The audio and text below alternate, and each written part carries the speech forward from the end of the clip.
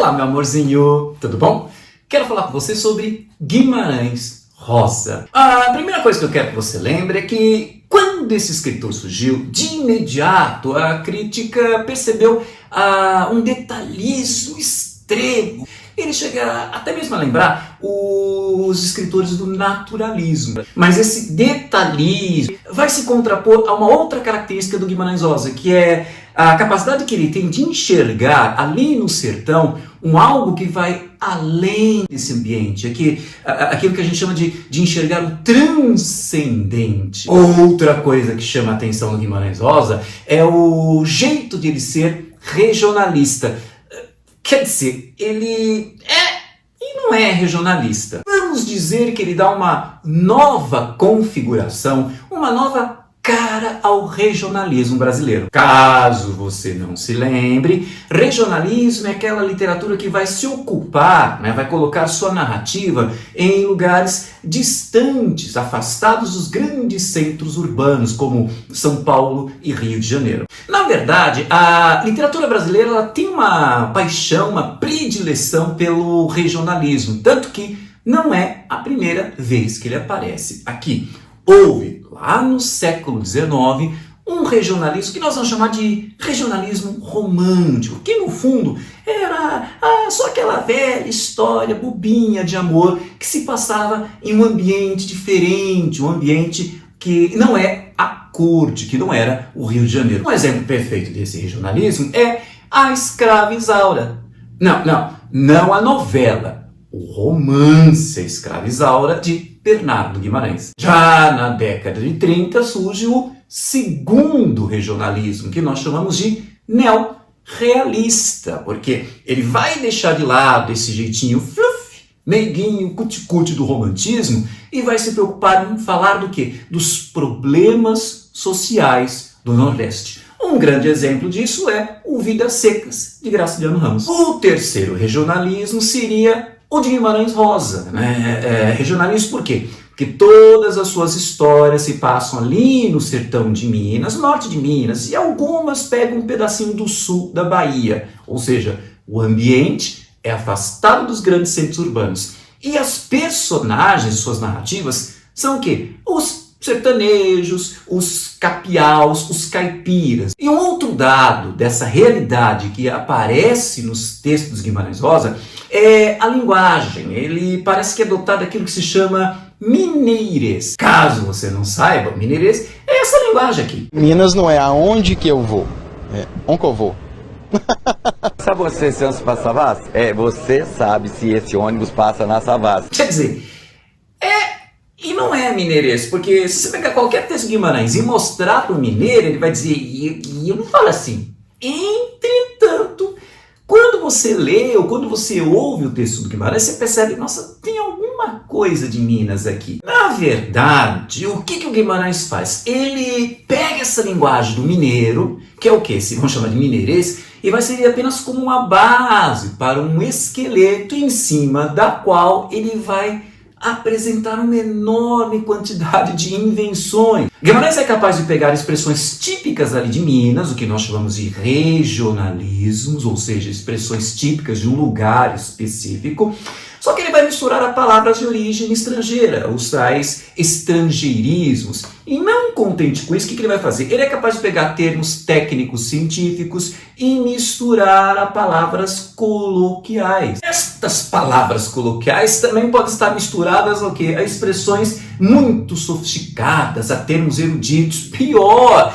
ele a toda hora vai inventar palavras, os tais neologismos, e misturá-las a palavras antigas, termos que nem se usam mais, com chamados arcaísmos. O que o Guimarães vai fazer, na verdade, é criar uma outra língua, que é uma tendência muito comum na literatura contemporânea. Veja este exemplo. Goodness gracious me.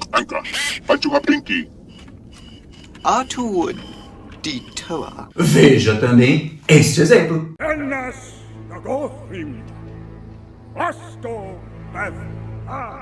Ou então este exemplo. Ou ainda este outro.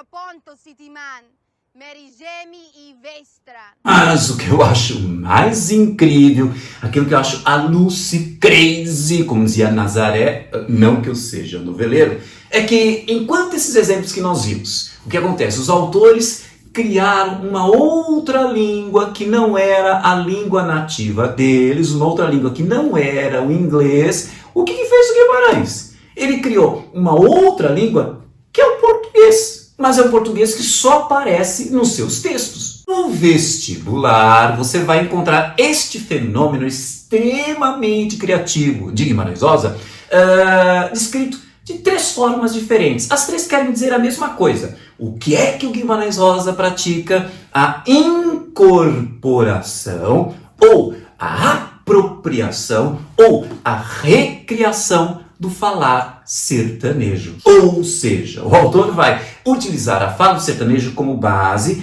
e em cima desta fala, que ele vai se apropriar, ele vai criar uma outra linguagem extremamente elaborada. É o que os estudiosos chamam de prosa poética. Vou usar Mineirês. Olha aqui, um exemplo desse trem aí que o Guimarães faz com a linguagem. Tem um trecho do Burrinho Pedresco, conto desse livro aqui, do Guimarães, Sagarana, em que o narrador vai descrever a movimentação da boiada. Vamos ver? Eu estou me sentindo que nem o Silvio Santos quando lê, né? Só que quando ele coloca os óculos, ele é assim, né? Não, ele é assim, ó. Vamos falar coisa séria, né? As ancas balançam e as vagas de dorsos das vacas e touros, batendo com as caudas, mugindo no meio, na massa embolada, com atritos de couros, estralos de guampas, estrontos e baques, e o berro queixoso do gado junqueira, de chifres imensos com muita tristeza, saudade dos campos, querências dos pastos do lado sertão.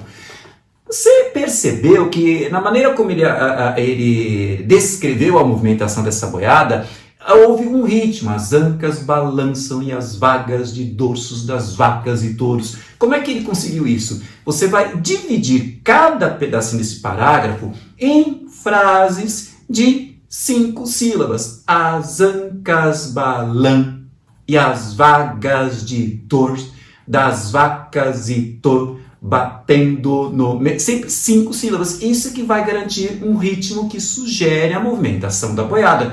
Mas que gênio que é esse Guimarães! Uma coisa você não pode esquecer. Os narradores de Guimarães Rosa, eles são orais. Então, eles parecem o quê? Que eles estão conversando com você, eles estão falando com você, ou com o interlocutor, ao relatar as suas histórias. Agora, o que é mais interessante, você vai me dizer, mas quem é que fala num bate-papo, numa linguagem coloquial, quem é que fala de um jeito todo elaborado, todo poético como o de Guimarães Rosa, cheio de ritmo, musicalidade, rima, termos inusitados, associações inesperadas? Você então precisará entender que o oral do Guimarães Rosa é extremamente elaborado, ou seja, ele tem um oral literário. Mas quando a gente olha um texto literário, a gente não presta atenção apenas na sua construção, na sua forma, ou seja, nas características formais. Elas são importantes, mas elas têm que corresponder com o assunto. É o que nós chamamos de aspecto temático. Em Guimarães Rosa, ele também é bastante interessante. Para perceber isso, é só pegar um exemplo, o último conto do Sagarana, que é A Hora e Vez de Augusto Matraga, que fala de um bandido sem limite, que não respeita ninguém. Até que numa emboscada ele é linchado e consegue escapar da morte saltando num precipício. Engraçado. Esta cena faz lembrar um momento muito importante de uma famosa narrativa. I am your father.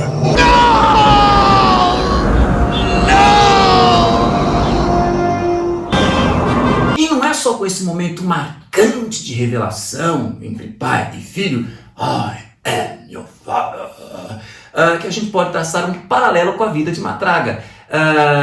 Essa linha paralela também pode ser vista numa outra narrativa conhecidíssima. Shall not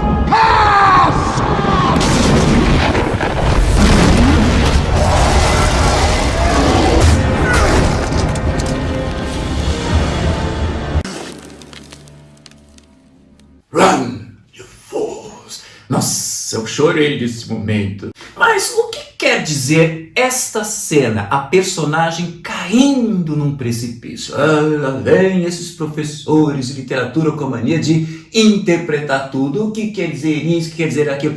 Gente, faz sentido. É só você comparar essas três cenas. Eu tenho a personagem mergulhando num precipício, significa o quê? É uma crise. E todo momento de crise é um instante que a pessoa se fecha para produzir o quê? Um desenvolvimento interior. Após essa fase de crise, que você vai entender que é como se fosse a personagem dentro de um casulo se desenvolvendo. Então, após essa fase de crise, o que acontece? Matraga vai deixar de ser um bandido e vai se tornar um homem santo. O Luke Skywalker, depois dessa queda, vai virar o quê? Depois, no próximo episódio, que é o Retorno do Jedi, vai se tornar um Jedi. E o Gandalf, de Mago Cinza, vai se tornar um Mago Branco. Ou seja, é necessário passar por essa fase de crise para que haja uma evolução. O que você está percebendo, então?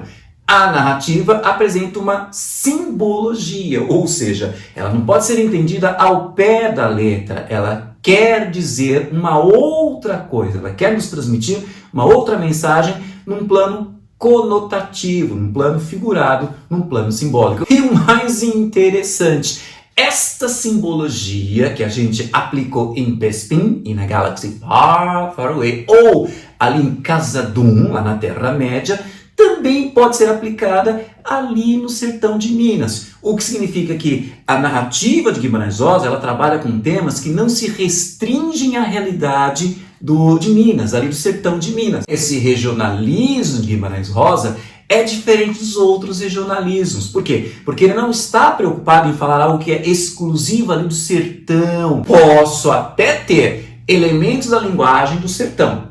Posso até ter o ambiente, o lugar é o sertão. No entanto, o assunto, o tema, não é algo exclusivo do sertão, é algo que você pode ampliar. Por isso, o regionalismo de Guimarães Rosa é chamado de universal. Agora, outros vestibulares que têm um enfoque nas questões sociais, querem que você detecte todo o texto literário como que fruto de um contexto histórico, político, social em que ele foi escrito, que é o caso da FUVEST, por exemplo, esses vestibulares vão querer enxergar no Guimarães Rosa, por exemplo, que uma manifestação do faroeste caboclo. Você perdeu a sua vida, meu irmão. Não, é outro tipo, né? O que seria o faroeste caboclo? É você ter uma narrativa sobre uma violência num lugar afastado dos grandes centros urbanos. Por quê? Porque essas regiões são locais em que a civilização ainda não chegou. E é por isso que vale a lei do mais forte. Daí a violência.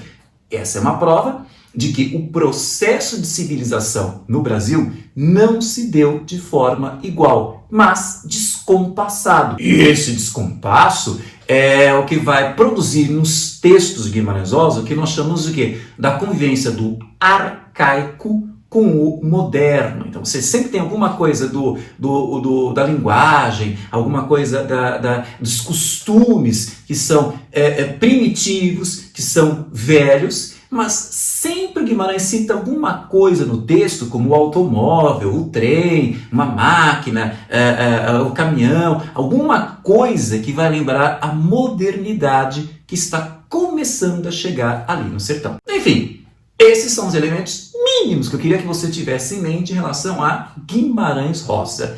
Espero que esse vídeo tenha sido útil. Se você gostou, curte aí, deixe o seu comentário e compartilhe em suas redes sociais, porque conhecimento é para isso mesmo, para ser espalhado, compartilhado, divulgado. E não se esqueça de se inscrever no nosso canal e de ativar o sininho para ficar sempre sabendo de nossas novidades. Um beijo e até a próxima.